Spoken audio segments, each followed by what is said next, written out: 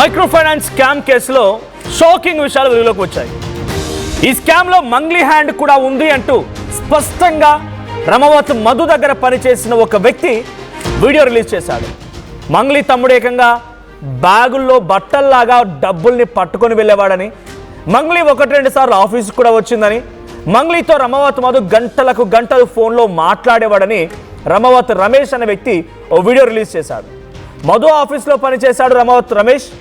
తనకు మధు నుంచి ప్రాణహాని కూడా ఉందని ఒక వీడియోని రిలీజ్ చేశాడు. 8-9 సంవత్సరాలుగా మధు నాకు తెలుసు, 2 లక్షలు పెడితే 5 లక్షలు వడ్డీ ఇస్తానన్నాడు.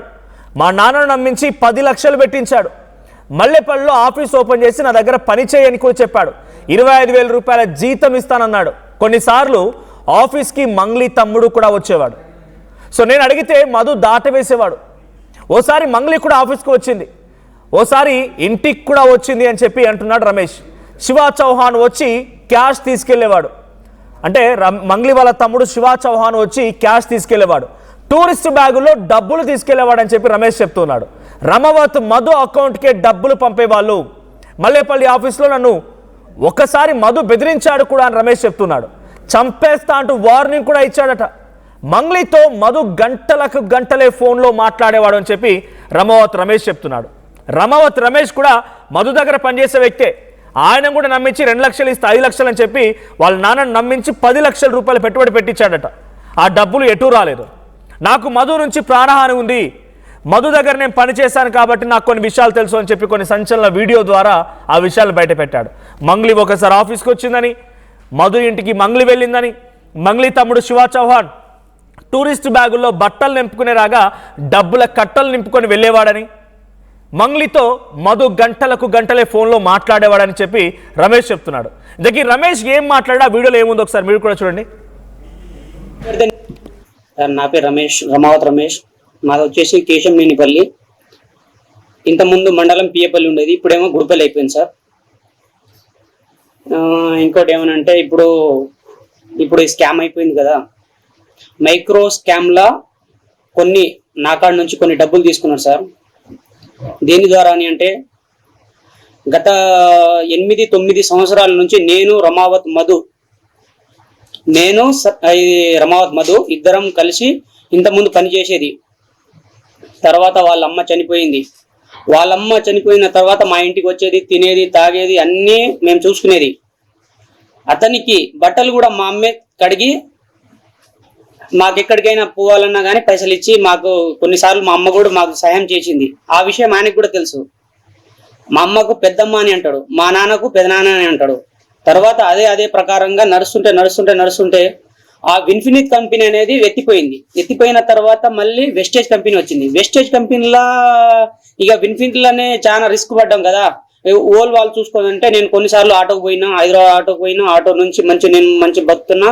తర్వాత ఈయన మా వాళ్ళు టీం నుంచి వాళ్ళు వెస్టేజ్ చేస్తున్న తర్వాత ఈయన ఒక సైడ్కి వెళ్ళిపోయిండు, మా టీం నుంచి వెళ్ళిపోయిండు. నేను హైదరాబాద్ ఆటో పోయినా, వీళ్ళేమో ఒక సైడ్ చేస్తున్నారు. మధు ఒక సైడ్కి వెళ్ళిపోయి ఈయన ప్రాసెసింగ్ ఈయన చేస్తుండు. తర్వాత కొన్ని రోజుల తర్వాత ఒక 2-3 నెలల తర్వాత నాకు కలిసి ఒకసారి ఫోన్ చేసి ఏమన్నాడంటే, అరే రమేష్ ఇక్కడ రా అని అన్నాడు. ఏమైందని అన్నా, పలాని ఇట్లా రా మాట్లాడేందని అన్నాను. సరే మాట్లాడదామని. అరే రమేష్ ఇట్లా కాదురా, ఇట్లా చేస్తున్నా, నేను కొన్ని బిజినెస్ పెట్టినా, నీకు తెలియదు, తర్వాత నేను చెప్తాలే, ఇప్పుడైతే ప్రజెంట్ ఒక 2 లక్షలు పెట్టాని అన్నాడు. 2 లక్షలు పెడితే నీకు 5 రూపాయలు వడ్డీ కాడికి ఇస్తా, నువ్వు పోయి మీ నాన్న కడుగు, పెదనాన్న కడుగు, ఇస్తాడు అని అన్నాడు. అదే ప్రాసెసింగ్ పోయి మా నాన్న కడితే ఇయ్యలే. కొన్ని రోజుల తర్వాత మా నాన్నకు కూడా మళ్ళీ పిలిచిండు. ఎక్కడని అంటే హైదరాబాద్లో పిలిచిండు. హైదరాబాద్లో పిలిచిన తర్వాత పెదనాన్న ఇట్లా అట్లా ఉంటది, నువ్వు తండల మీరు నాయక్ కదా అంటే, మా బంజారాలో మేము నాయక్ అనే ఉంటాం, మీ బంజారాలో మీ నాయక్ ఉన్నారు కదా అంటే, మీ నాయక్ మీ ఊర్లో ఎంత ఉన్నారో నాకు తెలియదు, నా కాడ వచ్చినావు కదా, నా కాడ వచ్చిన తర్వాత నువ్వు ఎట్లా ఉంటావో నీకే తెలుసు, అది నీకే తెలుస్తుంది పెదనాన్న. నువ్వైతే ప్రజెంట్ ఒక 5-6 లక్షలు చేయి పెదనాన్న, తర్వాత నేను నీకు వడ్డీ రూపంగా నేను ఇస్తా, నీకు ఎప్పుడు కావాలా, నువ్వు ఎప్పుడైనా ఫ్లాట్ కొంటావా, నేను భూమి కొంటావా, లేకుంటే రమేష్ ఎప్పుడు నేను పెళ్ళి అవుతుందా ఆ టైం నేను పైసలు ఇచ్చేస్తా అని అన్నాడు. మా నాన్న అదే నిజంగా అనుకున్నావు. అప్పటికి ఈ మియాపూర్లో ఆఫీస్లో ఉన్నప్పుడు పెద్ద బిల్డింగ్ ఉండేది సార్. ఆ బిల్డింగ్ లో మా నాన్న నిన్న మొన్న నా దగ్గర పనిచేసి మన దగ్గర ఉండేటోడు అబ్బాయి ఇలా ఇంత పెద్ద చేసుకుండు ఏం దందా ఏందని అంటే మధు ఏంద్రా ఇది అసలు అంటే పెదనాన్న నీకు తెలియదు పెదనాన్న నువ్వు పైసలు ఇవ్వు తర్వాత నీకు అర్థమవుతుంది అన్నాను. అదే ప్రాసెసింగ్ లో మా నాన్న దాదాపుగా ఒక 10 లక్షలు దాకా చేసిండు. 10 లక్షలు చేస్తే తర్వాత కొంచెం డౌన్ గానే ఉన్నాం. తర్వాత ఇంకా ఏం చేసిండంటే నాకు ఇంకా క్లోజ్ గా అయిపోయిన తర్వాత నేను కొన్నిసార్లు మల్లెపల్లి పిలుస్తాడు, బిర్యానీ తినిపిస్తాడు, ఏమైనా బట్టలు ఇప్పిస్తాడు, ఇట్లా చేపించిన తర్వాత సరేలే ఇట్లానే అనగానే తర్వాత మల్లెపల్లి ఆఫీస్ ఓపెన్ అయింది. ఆఫీస్ ఓపెన్ అయిన తర్వాత నువ్వు ఇక్కడక్కడ ఎందుకు ఆటోకు పోతావు, ఇంత ముందు నుంచి నా దగ్గరనే ఉన్నావు కదా, సరే నా దగ్గరనే పని చేసుకో బాగుంటది, నా దగ్గర పని చేసుకో, నీకు 25,000 ఇస్తాడు అని అన్నాడు. సరేలే అన్న నేను దగ్గరనే ఉంది కదా, ఊరు కూడా దగ్గరనే ఉంది కదా, దగ్గర రానిపోని మనకు అన్ని మనం చూసుకోవచ్చు, అన్ని చూసుకోవచ్చు, నేను కూడా నీ దగ్గర ఉంటా అని నేను కూడా అనుకున్నా. తర్వాత ఇట్లా అయింది. అయిన తర్వాత కొన్నిసార్లు ఇదేంటి అసలు ఏంటి అని నేను ఇంకా డీప్ గా అడిగితే నీకెందుకు అవసరమా, నీకు అవసరం లేదు, నీకు కొన్ని నేను చెప్తా తర్వాత చెప్తా అని అన్నాడు. తర్వాత చెప్తే కొన్నిసార్లు ఈ శివ అన్న వచ్చిండు, ఎవరు మంగ్లీ వాళ్ళ తమ్ముడు వచ్చిండు. మంగ్లీ వాళ్ళ తమ్ముడు వచ్చిన తర్వాత ఒకసారి నాకు డౌట్ వచ్చింది, ఏందబ్బా ఈయన ఇక్కడ ఎందుకు వచ్చిండు అనేసరికి నేను మధుకు పోయి మళ్ళీ అడిగిన, ఏం మధు ఇట్లా వచ్చిండని అంటే కొన్ని డీలింగ్ ఉంటాయి రా, వస్తూనే ఉంటాయి పోతూనే ఉంటాయి, నువ్వు అట్లా లైట్ తీసుకోవాలి, నువ్వు క్యాషియర్ కదా నీకు అంతా అర్థమైతేనే ఉంటది, నువ్వు నీ పని నువ్వు చూసుకోని అన్నాడు. సరేలే అని నేను కూడా ఊకున్న తర్వాత ఒక 20 days బ్యాక్ మళ్ళీ ఒక 20 రోజుల తర్వాత మళ్ళీ మంగళక్క వచ్చింది.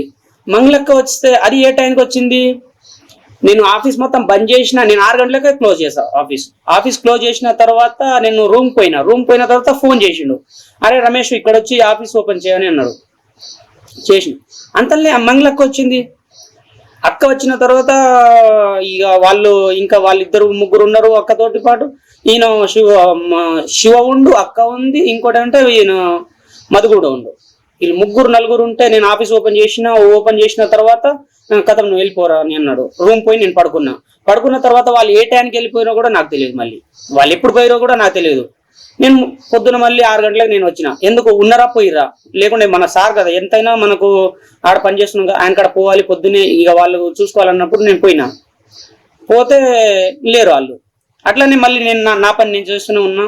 అయితే కొన్నిసార్లు బయట వాళ్ళు కూడా ఇంకా కొన్ని మనకు తెలిసిన క్యాండిడేట్ కూడా వస్తున్నారు, అక్కడ కొన్ని క్యాండిడేట్స్ కూడా వస్తున్నారు, ఏందబ్బా ఇది ఇన్ని రోజులు ఏం చేస్తున్నాయి ఏందనేది కొన్ని నేను కూడా నమ్మిన తర్వాత కొన్నిసార్లు ఇంకోసారి కూడా మంగళక్క వచ్చింది, 2 టైం మంగళక్క వచ్చింది. ఇంకో టైం ఏంటంటే ఇంటికాడ వచ్చింది, ఎక్కడ వద్దిపట్లల్లో నాకు బైక్ ఉండేది, నా R15 బైక్ లెక్క జిక్సర్ బైక్ ఉండేది. ఆ బైక్ తీసుకొని నేను అక్కడ పోతే నాకంటే నేను పోయిన తర్వాత 10 నిమిషాల తర్వాత అక్క వాళ్ళు, మంగళక్క, శివ అన్న, మధు వీళ్ళు ముగ్గురు వచ్చిరు. వస్తే ఒక ఫోటో దిబ్బరా అని అన్నాడు. అయితే ఇంటికాడ వచ్చినప్పుడు వాళ్ళు ఇల్లు కడుతూనే ఉన్నారు. ఆ కడుతున్న ఇల్లు కాడికి 2 గంటలు నైట్ 2 గంటలకు నేను పోయినా. ఆ ఫోటో నేనే తీసిన. ఆ ఫోటో తీసిన తర్వాత ఇక నువ్వు పోతే పోరా, లేకుంటే మన పాత ఇల్లు ఉంది కదా అక్కడ పోయి పడుకో, నువ్వు ఈ టైం పోతే పో, లేకుంటే మన పాత ఇల్లు ఉంది కదా అక్కడ పోయి పడుకో అని అన్నాడు. సరే నేను అక్కడ పోయి పడుకుంటాలే అని నేను అక్కడనే పడుకొని నేను పొద్దున వచ్చేసిన. ఆ విషయం ఎవ్వరికి కూడా తెలియదు, అది ఓలు కాదు కదా అసలు, ఓలు ఏ మనిషికి కూడా తెలియదు. నైట్ 2 గంటలు ఎవరు లేస్తారు, లేరు కూడా ఆ టైంకి వచ్చారు. ఒక ఫోటో తీసుకున్నా, వాళ్ళ పాత ఇల్లు కాడ పోయి నేను పడుకున్నా. ఎందుకంటే వాళ్ళు అంతా నాకు పరిచయం. అక్కడ పోయి వాళ్ళ నాన్న కూడా ఉండు, అక్కడ వాళ్ళ నాన్నకాడ పోయి నేను ఫ్యాన్ వేసుకొని నేను పడుకున్నా. తర్వాత అదే కంటిన్యూగా అవుతుంటే ఇప్పుడు లిక్విడ్ క్యాష్ ఎవరు తీసుకోపోతారు, ఈయన భరత్ శివ చౌహాన్ ఉంది కదా, శివ చౌహాన్ వచ్చి క్యాష్ తీసుకెళ్తాడు. వచ్చి క్యాష్ అడిగి అరే ఎన్ని కలెక్షన్ అయినాయిరా, ఎంత వచ్చినాయిరా, ఇలా కలెక్షన్ ఎంత అంటే నేను అప్పుడప్పుడే మాట్లాడిన తర్వాత నేను కలెక్షన్ అయిపోయిన తర్వాత టూరిస్ట్ పోతాం కదా మనం, బయటకు పోయినప్పుడు పెద్ద బ్యాగులు ఉంటాయి కదా, ఆ బ్యాగులు లెక్క పెద్ద బ్యాగులు ఉంటాయి. ఆ బ్యాగులలో నేను నింపేస్తా మొత్తం డబ్బులు, కలెక్షన్ చేసిన మొత్తం డబ్బులు అలా కలెక్షన్ పెట్టి నేనే పోయి కింద నేను ఒక ఫస్ట్ ఫ్లోర్ నుంచి కింద దిగి అల్ల పెట్టి కార్లో పెట్టిన తర్వాత ఆయన ఎక్కడ పోతాడో కూడా నాకు తెలియదు, అసలు నా తర్వాత కూడా ఆ విషయం కూడా తెలియదు. మళ్ళీ ఇంకోటి ఏమనంటే ఓలైనా కొట్టిరనుకో, ఓల్ దాంట్లో కొట్టియాలన్నా ఇప్పుడు నా లాంటి వాళ్ళు కస్టమర్ వచ్చిందనుకో ఒక 50,000 కొట్టియాలనుకో, ఆ ఎవరు దాంట్లో కొట్టియాడు, ఓన్లీ రమావత్ మధు దాంట్లోనే కొట్టిస్తా. క్యాష్ ఓన్లీ రమావత్ మధు, దానికంటే ఇంకా ఎవరు దాంట్లో కొట్టియలే కూడా, ఓన్లీ రమావత్ మధుకే, మధు అంతా మధు దాంట్లోనే క్యాష్. ట్రాన్సాక్షన్, ఆన్లైన్ మాత్రం అది క్యాష్ మొత్తం ఈయన చవాన్ని తీసుకోపోతాడు, శివ చవాన్ తీసుకోపోతాడు. అదే రకంగా కొన్నిసార్లు అదే రకంగా నేను అక్కడ పని చేస్తూ మా నాన్నకు కూడా నేను ఇక్కడ పని చేస్తున్నా కదా, మంచి మూమెంట్ లో ఉన్నా, మంచి అంత పైసలు తీస్తారు, మంచిగా అవుతుంది, మొత్తం గోల్డ్ అవి ఇవి పెట్టుకుంటారు, బాగానే సంపాదిస్తారు. నాన్న ఇట్లా నేను పని చేస్తున్నా నాన్న, మనం కూడా పెడతామే అని అంటే, ఈ పెట్టినాయి చాలు కదా ఇంకెందుకు పెడతామని అన్నాడు. కాదు పెడతామని అన్నాడు. పెట్టాను డైరెక్ట్ గా 30 లక్షలు ఒకటేసారి తెచ్చిండు. అది కూడా ఎప్పుడు అది ఆఫీస్ ఓపెన్ అయినప్పుడు అప్పుడు తెచ్చి ఒకటేసారి 30 లక్షలు ఇస్తే, ఆ 30 లక్షలు తీసుకోపోయి ఎక్కడ ఇచ్చినాము, నేను ఈ చవాన్, శివ చవాన్, ఈటల్ అనేటోడు డ్రైవర్ కాదు కానీ ఆయన కూడా ఒకటి అక్కడ ఆఫీస్ ఓపెన్ అయినప్పుడు వస్తే నాకు కార్ రాదు, వీటల్కి కార్ వస్తుంది, ఈయన ఈ చవాన్ ఏమో ముందర కూర్చుని నేను వెనక కూర్చున్నా. అదే రకంగా తీసుకోపోయి ఎక్కడని అంటే మనకు ఈ కోకపేట ఉంది కదా, కోకపేట సర్వీస్ రోడ్ లో బండి పెట్టిన తర్వాత 10 నిమిషాలు కూర్చొని రా అని అన్నాడు. కూర్చున్నాం, మేము లోపల బాగానే కూర్చున్నాం. ఆయన వచ్చి ఒక 10 నిమిషాలు బయటికి పోయి ఒక 5-6 నిమిషాలు మాట్లాడిన తర్వాత సైడ్ నుంచి ఒక కార్ వచ్చింది. కార్ వస్తే తమ్ముడు ఒక బ్యాగ్ ఇరా అని అన్నాడు. బ్యాగ్ ఇస్తే నేను తీసేసి ఓనర్ సీట్లో ఇచ్చిన. ఓనర్ సీట్ నుంచి బయటికి ఇచ్చేసి ఆయన కార్ల నుంచి ఆయన వేరే కార్లోకి ఇచ్చిండు. ఆ కార్లో ఇచ్చేస్తే నేను పోయి ఇప్పుడు ఇక్కడ వచ్చినాం కదా, ఏందబ్బా ఈ పైసలు ఇక్కడ ఈ రోడ్డు మీద పైసలు ఎవడైంది సార్, ఇన్ని పైసలు ఏంది ఇక్కడ అని నేను అనుకోని, నేను కొంచెం డౌట్ లో ఉన్నా. పోయి మంగళక్క వాళ్ళ ఇంటికాడ పోయినా. మంగళక్క ఉన్నది అక్కడ. మంగళక్క ఉంటే అక్కడ పోయి నేను ఫోటో దిగుదామని మంగళక్కతో ఇంకోసారి ఇక్కడ వచ్చినా నా ప్రూఫ్ చూసుకోవాలని నేను అక్కడ పోయి నేను ఒక ఫోటో దిగుదాని అంటే, లేదు బాబు ఇక్కడ దిగొద్దు రమేష్, అట్లా వద్దు, మనతోటి ఇట్లా ఫోటో దిగొద్దు, అర్థమవుతుందా? ఇట్లా మనం ఎవడైనా ప్రోగ్రామ్ వచ్చినప్పుడు ఫోటో దిగాలి, ఇట్లా ఇంటికాడ దిగొద్దు, అన్ని ఉంటాయి, కెమెరాలు ఉంటాయి, ఇంకా ఏమైనా ఫోటోలు ఇంకా ఉంటాయి, అట్లా దిగొద్దు. సరే నేను ఒక శివన్నతో నేను దిగుతా, వచ్చిన ఇక్కడ మధు కూడా చూపించుకోవాలి కదా, ప్రూఫ్ చూపించుకోవాలని నేను ఒక శివ చౌహాన్తో ఒక ఫోటో దిగిన అంతే. దిగిన తర్వాత మళ్ళీ నేను రిటర్న్ వచ్చేసిన. అదే రకంగా మా నడుస్తుంది. మాకు లాస్ట్ ఒకటేసారి మేము 30 లక్షలు నెట్ క్యాష్ ఇచ్చేసిన. ఆ ప్రూఫ్ కూడా మా కాడ అన్ని ఉన్నాయి మా వాళ్ళ దగ్గర. ఇంకోటి ఏమనంటే నా ఫోన్లో కూడా ఉన్నాయి. నా ఫోన్లో ఏమనంటే మా అక్క, మా అక్క, ఆమెది బుట్టల కమ్మలు మేము అవి సొమ్ములు మొత్తం పెట్టేసి SBI బ్యాంకుల నుంచి తెచ్చిన. ఇంకో నెల అయితే అది కూడా క్లోజ్ అవుతుంది. ఈ రోజు డేట్ తోని ఇంకో నెలనో ఇంకో 2 నెలలు అయితే అది కూడా క్లోజ్ అవుతుంది. క్లోజ్ అయిన తర్వాత మాకు నోటీస్ వస్తుంది సార్. నోటీస్ వచ్చిన తర్వాత వాళ్ళకు కూడా మేము డబ్బులు కట్టాలి, బ్యాంక్ నుంచి అది తీసుకొని రావాలి సార్. అదే రకంగా ఉన్నా సార్. దయచేసి నాకు అక్క కాడ నుంచి మాకు డబ్బులు ఇప్పించేటట్టు మాకు చూడండి దయచేసి అందరికీ.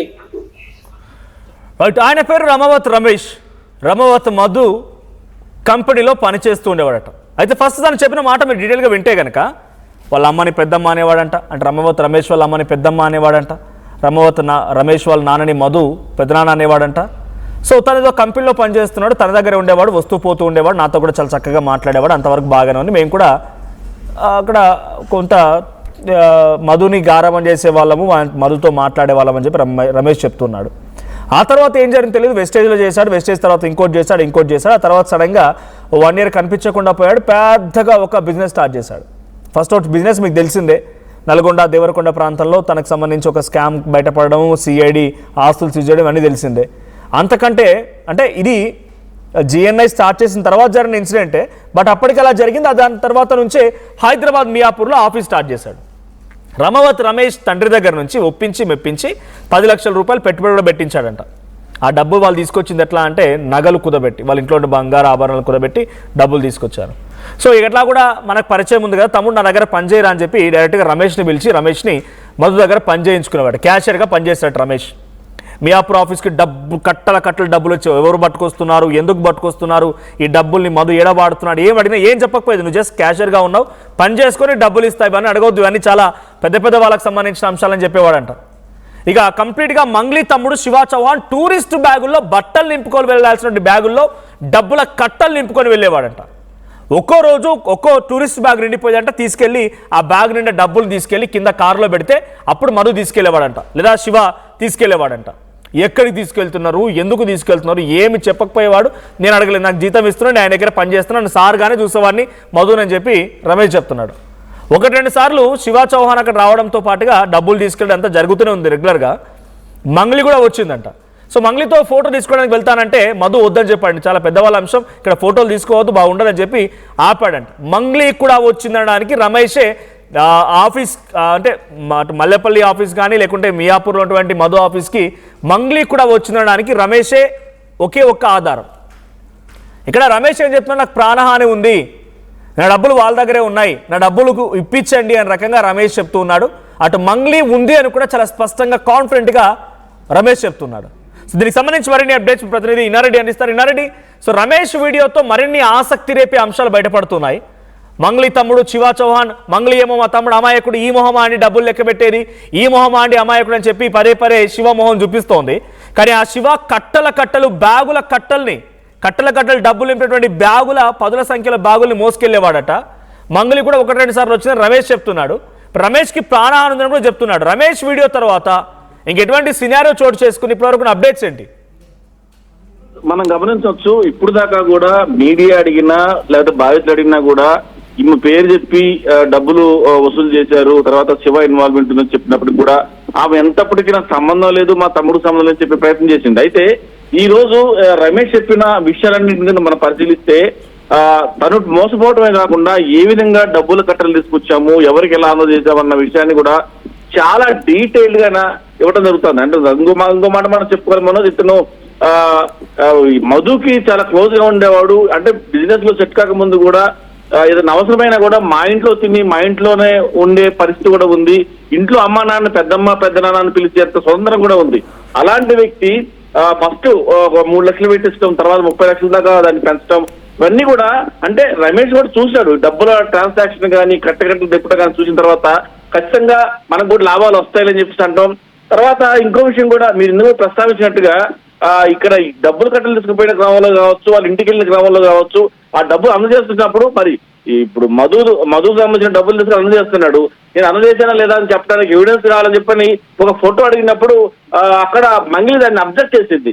అక్కడ శివతోటి ఫోటో దిగి ఆ ఫోటోని మధు పంపించడం జరిగింది. అంటే ఒక నమ్మకమైన మనిషిగా నమ్మకస్తుడిగా ఆయన ఫోటో అడగటంలో ఎలాంటి అభ్యంతరం లేదు. కానీ అక్కడ ఫోటో ఇవ్వడానికి సంబంధించి ఆమె అభ్యంతరం పెట్టడం, తర్వాత నేను ఇవ్వనని చెప్పేసి అంటాం, దాని మీద కూడా కాంట్రవర్సీ ఒకటి మనకి చాలా అంటే తేడతలం ఇన్వాల్వ్మెంట్ ఉంది. కాబట్టి ఇవన్నీ ఎవిడెన్స్ బయటపడితే రేపు పొద్దున తమ కెరీర్ ఎక్కడ దెబ్బతింటుందని చెప్పేసి కూడా ఎస్కేప్ అయ్యే అవకాశం ఎక్కువ కనిపిస్తుంది. అంతా కూడా ఈ రమేష్ సంబంధించిన వర్షన్లో భాగంగా మనం చెప్పుకోవాల్సి వస్తా ఉంది.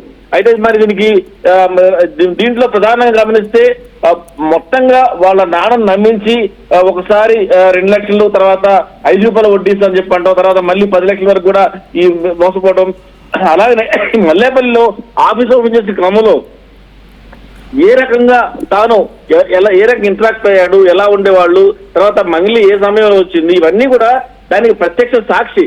ఈ రోజు ప్రాణహాని ఉంది అని చెప్తానికి కూడా ఏంటంటే ఇవన్నీ బయట పెట్టాను. కాబట్టి ఖచ్చితంగా మనం చూసాం, ఇంతకు ముందు కొంతమంది లీడర్స్ కూడా మంగ్లీకి సంబంధించిన వ్యవహారంలో కనుక ఎవరైనా సరే యాంటీగా మాట్లాడితే అవసరమైతే దాడులు కూడా తెగబడతామని చెప్పని కూడా చాలా స్పష్టంగా వాళ్ళు ప్రకటించడం జరిగింది. అంటే మంగ్లీ తరపున మాట్లాడే వ్యక్తులు దాడులు కూడా చేస్తామని హెచ్చరికలు చేస్తున్న నేపథ్యంలో ఆయన ప్రాణహాని ఉందని చెప్పడంలో కూడా ఇలాంటి అతిశయోక్తులు మరి ఖచ్చితంగా పోలీసులు ఆశ్రయించి ఆల్రెడీ మనం మాట్లాడాం, ఎన్ఫోర్స్మెంట్ దీనికి సంబంధించిన ఎకనామిక్ సర్వెన్స్ వింగ్ లో కేసు నమోదైంది. కాబట్టి ఎక్కడ కేసు నమోదు చేయకపోతే ఎకనామిక్స్ వింగ్ లో ఆశ్రయించాలని చెప్పని కూడా చెప్పిన నేపథ్యంలో ఇవన్నీ కూడా చాలా కీలకమైన అంశాలు. అంటే దీంట్లో మంగ్లీని ఇన్వాల్వ్మెంట్ ఉంది చెప్పడానికి అంశాలు కాకపోయినా ఇక్కడ డబ్బుల ఫ్లోట్ ఎలా వస్తా ఉంది, ఏ రకంగా డబ్బులు తీసుకున్నారు, ఏమని డబ్బులు తీసుకున్నారు, ఏ రకంగా కలెక్ట్ చేశారు, దాంట్లో ఇన్వాల్వ్మెంట్ అయిన వ్యక్తులు ఎవరెవరు, ఆ ట్రాన్సాక్షన్స్ ఎలా జరిగాయని దానికి ఈ రమేష్ చాలా ప్రత్యక్ష సాక్షి. కాబట్టి ఖచ్చితంగా పోలీసులు అంటే ఈఓడబ్ల్యూ పోలీసులు కూడా అతను విచారిస్తే చాలా విషయాలు బయటకు వస్తాయి. తను కూడా చెప్తూనే ఉన్నాడు వీడియోలో, నా దగ్గర చాలా సాక్ష్యాలు ఉన్నాయని చెప్పేసి. ఇతను ఇమీడియట్ గా పోలీసులకు ఆశ్రయిస్తే మాత్రం ఖచ్చితంగా మంగ్లీకి సంబంధించిన వ్యవహారాలు ఆయన చెప్పుకొస్తా ఉన్నాడు.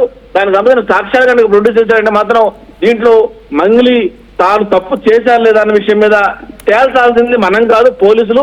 మరి ఇన్ని రోజులుగా నాకు సంబంధం లేదని చెప్తున్నప్పటికీ మీడియా మరి నువ్వు సంబంధం లేదని చెప్తున్న ప్రతిసారి కూడా మనం ఒకటే అన్నాం, నీకు సంబంధం లేదు, ఎక్కడ కూడా మనం బ్లేమ్ చేసావు, బ్లేమ్ చేయట్లేదు మేము కూడా.